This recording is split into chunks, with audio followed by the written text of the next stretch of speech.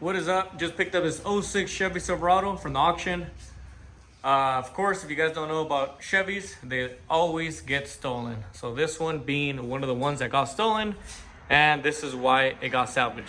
Well, actually it didn't get salvaged. This remained a clean title, so that's always a good part. And this is the most popular way to get into a Chevy, through the door handle. So this connects to the door handle, you pop it out, and then you move it over. That locks it, obviously, right? And then that unlocks it. And of course, everything is gone. Actually, this looks worse than what it really is.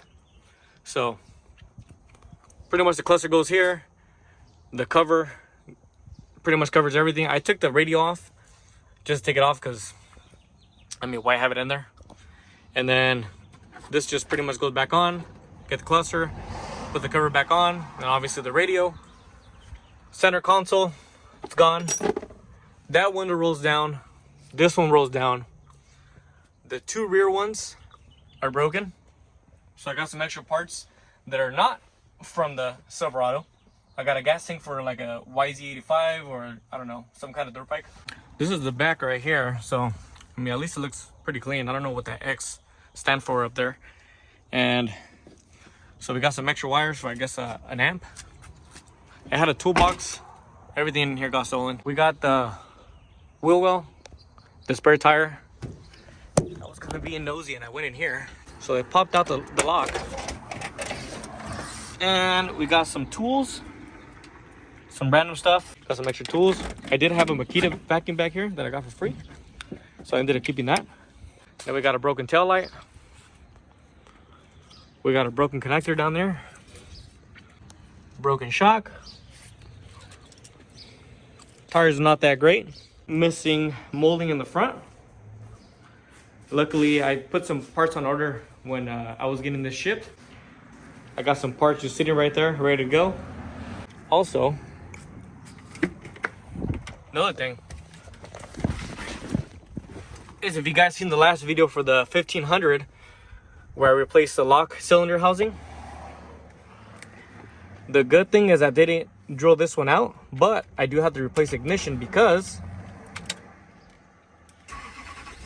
it turns on without a key, and that's an issue.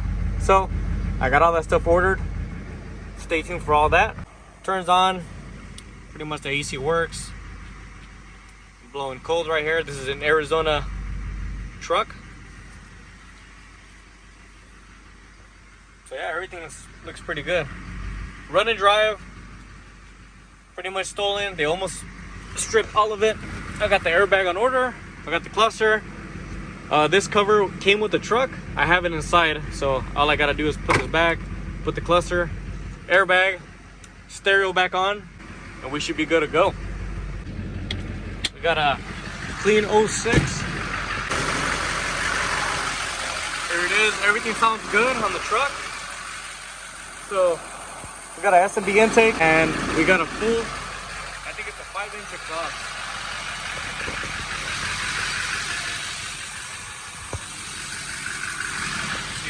Give you guys that.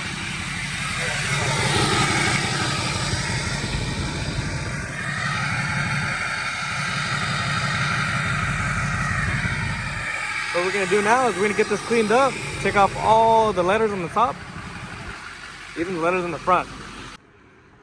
All right, we got the truck all cleaned up. We got the top of the letters all removed. We just gotta wipe it down. And now I'm gonna be installing some of the front end parts that I got in the mail. I'm gonna be changing the front foglights. They're held on by two 10mm bolts. This side doesn't have one. I mean, that side does. So I'm gonna take those off, and then I'm gonna put this front end piece, the bottom trim. So I already went ahead and loosened the bolts. Just gotta take them off. If you guys want to buy these lights, I'm gonna put everything in the description below, so check it out. So the lights, the fog lights, are pretty much labeled from right to left. This one's right. This one says left. All right, so these lights do come with fog lights. This one had some LED lights, but I don't know, some water got into it and they got all messed up. So when you do buy these, they do come with some regular halogen bulbs in it. All right, for the bottom lip, you got two 10mm bolts right here. You got some clips right here and right here. These actually just, you put a screwdriver in there, right in there, and you wedge it out. And those are for the lights. Then you got two more right here. You got another nut right here you gotta remove. Two other ones.